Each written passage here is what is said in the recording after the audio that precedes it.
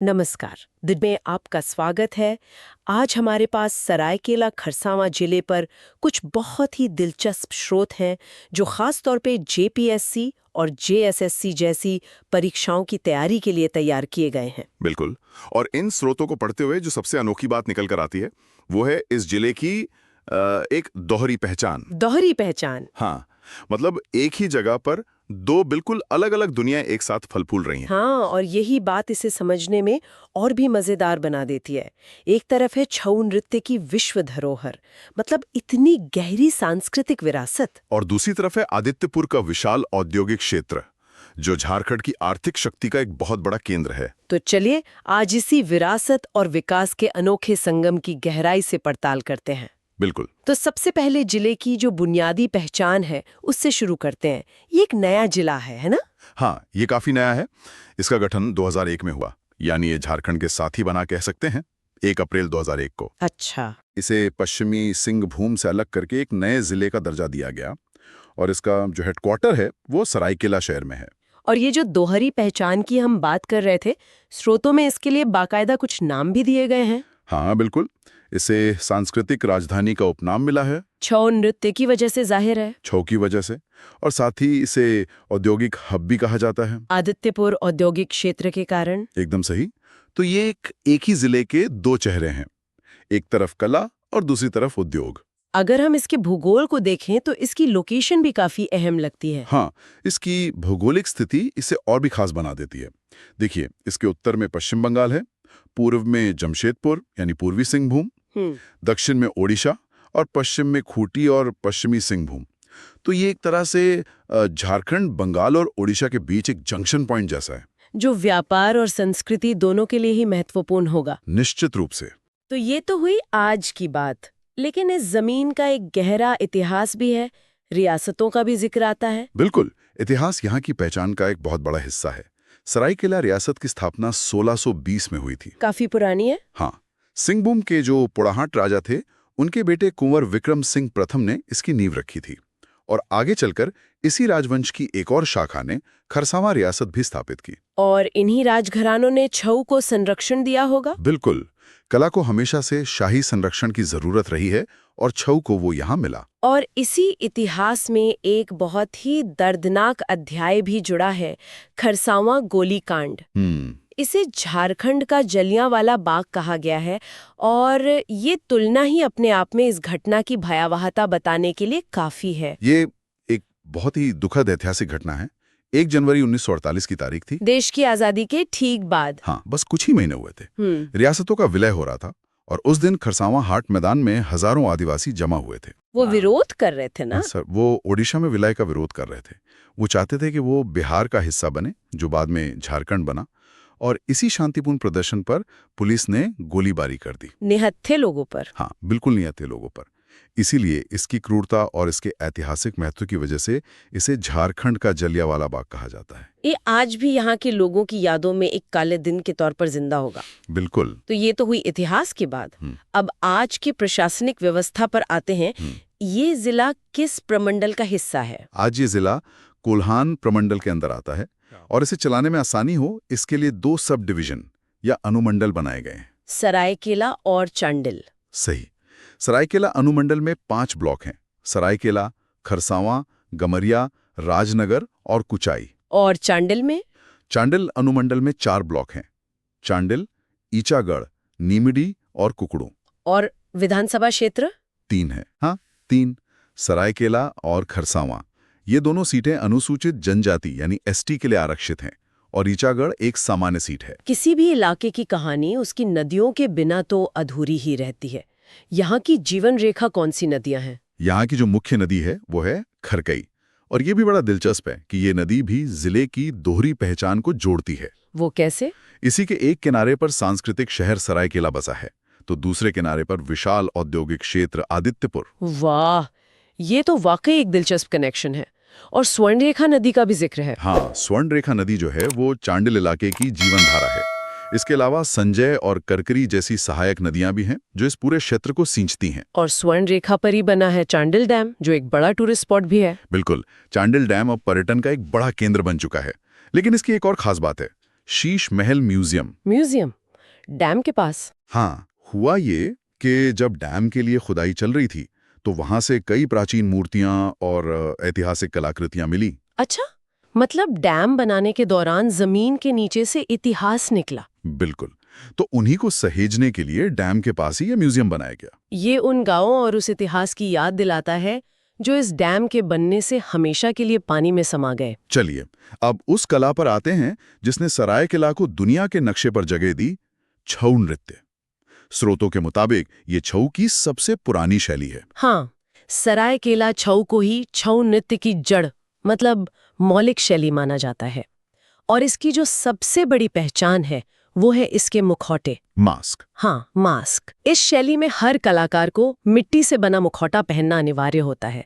ये सिर्फ चेहरा नहीं ढकते बल्कि किरदार के पूरे भाव और चरित्र को बयां करते हैं। और इस कला को दुनिया तक पहुंचाने का श्रेय यहाँ के राजघराने को जाता है, जैसा आपने पहले भी बताया। निश्चित रूप से सरायकेला के राजा सुधेंद्र नारायण सिंह वो खुद भी एक बेहतरीन नर्तक थे। उन्होंने 1938 में पहली बार यूरोप में इसका प्रदर्शन किया और तब जाकर दुनिया की नजर इस बेजोड़ कला पर पड़ी। और फिर आया वो सबसे बड़ा सम्मान, यूनेस्को की मान्यता। वो इस कला के लिए एक ऐतिहासिक पड़ाव था। साल 2010 में यूनेस्को ने इसे मानवता की अमूर्त सांस्कृतिक विरासत यानी intangible cultural heritage of humanity की लिस्ट में शामिल किया। ये तो पूरे भारत के लिए बहुत बड़े गर्व की बात थी। बहुत बड़ी। ये कमाल का कॉन्ट्रास्ट है। एक तरफ हम उस कला की बात कर रहे हैं जिसे यूनेस्को ने दुनिया की धरोहर माना है, और अब हम उस औद्योगिक ताकत की बात करने जा रहे हैं जो एशिया के सबसे बड़े क्लस्टर्स में से एक है, आदित्यपुर औद्योगिक क्षेत्र। बिल्कुल। आदित्यपुर इंडस्ट्रियल एरिया, जिसे AIADA यानी Adityapur industrial area development authority manage करती है। अच्छा, तो ये एक सरकारी संस्था है जो इसकी देखरेख करती है। हाँ, और इस एरिया की सबसे बड़ी पहचान एक ऑटो क्लस्टर के तौर पर। ऑटो क्लस्टर का मतलब यहाँ गाड़ी के पार्ट्स बनाने वाली बहुत सारी कंपनियां एक ही जगह पर है? एकदम सही। यहाँ टाटा मोटर्स के लिए पार्ट्स बनाने वाली सैकड़ों छोटी बड़ी कंपनियां हैं जिन्हें एंसिलरी यूनिट्स कहते हैं। ये पूरी सप्लाई चेन का एक बहुत बड़ा केंद्र है। और अब तो यहाँ इलेक्ट्रॉनिक मैन्युफैक्चरिंग क्लस्टर भी बन रहा है। हाँ, EMC।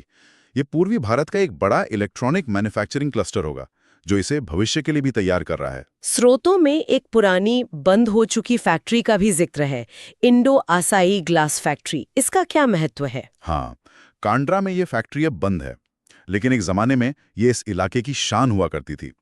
शीशे बनाने का बहुत बड़ा कारखाना था। क्योंकि इसका एक ऐतिहासिक महत्व है, इसलिए परीक्षाओं में अक्सर इससे जुड़ा सवाल पूछ लिया जाता है। तो जमीन के ऊपर इतनी बड़ी इंडस्ट्री है, और जैसा कि झारखंड में अक्सर होता है, जमीन के नीचे भी खजाना छिपा है। बिल्कुल। खनिज के मामले में भी ये जिला बहुत अमीर है। यहाँ की लाप्साबुरु खदान। लाप्साबुरु। हाँ, ये काइनाइट के लिए दुनिया भर में मशहूर है। ये एक ऐसा खनिज है जो बहुत ज्यादा तापमान झेल सकता है, इसलिए इसका इस्तेमाल भट्ठियों और स्पेस शटल जैसी चीजों में होता है। JPSC जैसी परीक्षाओं के लिए ये फैक्ट बहुत जरूरी है। काइनाइट के अलावा और क्या मिलता है यहाँ पे? रोरो और बड़ा बाम्बू की पहाड़ियों में एस्बेस्टस मिलता है, और ये जिला पूरे झारखंड में सबसे ज्यादा एस्बेस्टस का उत्पादन करता है। अच्छा। इतना ही नहीं, कुछ इलाकों में सोने और तांबे के भी भंडार पाए गए हैं जो इस जिले की खनिज संपदा को और भी महत्वपूर्ण बना देते हैं। उद्योग और खनिज के बाद अब बात करते हैं लोगों की आस्था की। अच्छा, यहाँ कौन कौन से प्रमुख धार्मिक स्थल हैं? आस्था के यहाँ कई बड़े केंद्र हैं। सरायकेला राजमहल के अंदर ही पौड़ी देवी का मंदिर है। ये सरायकेला रियासत की कुलदेवी हैं। बिल्कुल। फिर चांडिल में स्वर्ण रेखा नदी के किनारे बहुत प्रसिद्ध जाया मंदिर है, जहाँ टूसू मेला लगता है। हाँ, मकर संक्रांति पर। ये पूरे कोल्हान का एक बड़ा सांस्कृतिक उत्सव है। और काजिदा में रंकिणी मंदिर भी है जिसमें लोगों की गहरी आस्था है। और धर्म के अलावा क्या प्रकृति प्रेमियों के लिए भी यहाँ कुछ खास है? जरूर है। चांडिल डैम तो है ही, जहां लोग बोटिंग और पिकनिक के लिए जाते हैं, लेकिन एक और खूबसूरत जगह है ईचागढ़ पक्षी विहार। पक्षी विहार? हाँ, सर्दियों में यहाँ साइबेरिया और दूसरे ठंडे देशों से हजारों प्रवासी पक्षी आते हैं।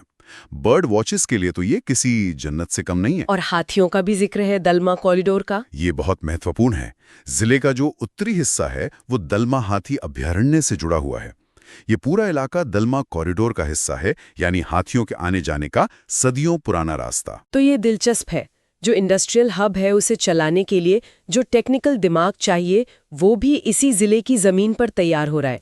मेरा मतलब एनआईटी जमशेदपुर से है। बिल्कुल, और ये एक ऐसा फैक्ट है जो कई लोगों को कंफ्यूज करता है। हाँ, क्योंकि नाम में जमशेदपुर है। सही। लेकिन नेशनल इंस्टीट्यूट ऑफ टेक्नोलॉजी, जिसे हम एनआईटी जमशेदपुर के नाम से जानते हैं, वो असल में भौगोलिक रूप से आदित्यपुर में है और आदित्यपुर सरायकेला खरसावां जिले का हिस्सा है। अच्छा, तो ये परीक्षाओं में फंसाने वाला सवाल हो सकता है। बिल्कुल। इसकी स्थापना 1960 में आरआईटी के तौर पर हुई थी, तो एनआईटी की मौजूदगी आदित्यपुर की औद्योगिक पहचान को और भी मजबूत करती है। यानी एक तरफ उद्योग को चलाने के लिए एनआईटी जैसा संस्थान है और दूसरी तरफ संस्कृति को बचाने के लिए भी एक केंद्र है। हाँ, कला और परंपरा को अगली पीढ़ी तक पहुंचाने के लिए सरायकेला में राजकीय छऊ नृत्य कला केंद्र है।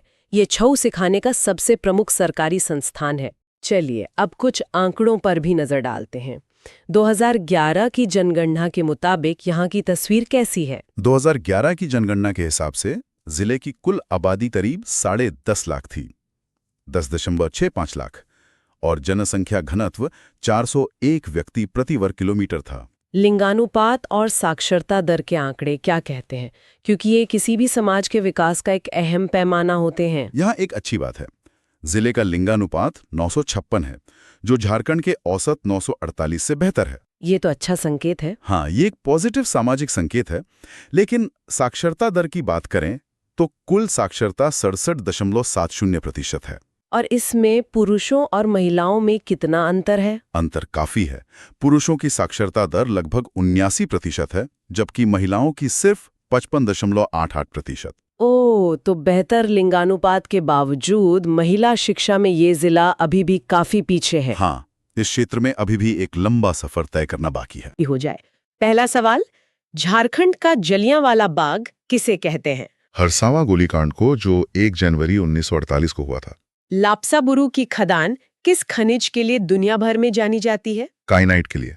सरायकेला शहर किस नदी के किनारे बसा हुआ है? हरकई नदी के किनारे। और वो फंसाने वाला सवाल, एनआईटी असल में झारखंड के किस जिले में है? सरायकेला खरसावां जिले के आदित्यपुर में। तो आज की ये बातचीत सरायकेला खरसावां के उसी अनोखे किरदार को सामने लाती है जहां छऊ की सांस्कृतिक आत्मा और आदित्यपुर की औद्योगिक शक्ति एक दूसरे के साथ मौजूद हैं। हाँ, और इसकी कनेक्टिविटी इसे और मजबूत बनाती है।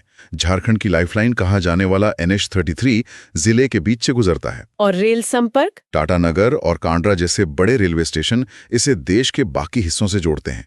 ये सारी चीजें मिलकर ही इसे विकास और विरासत के सफल संगम का एक बेहतरीन उदाहरण बनाती हैं। इस पूरी जानकारी को देखने के बाद एक सवाल मन में आता है जिस पर हमारे श्रोता सोच सकते हैं।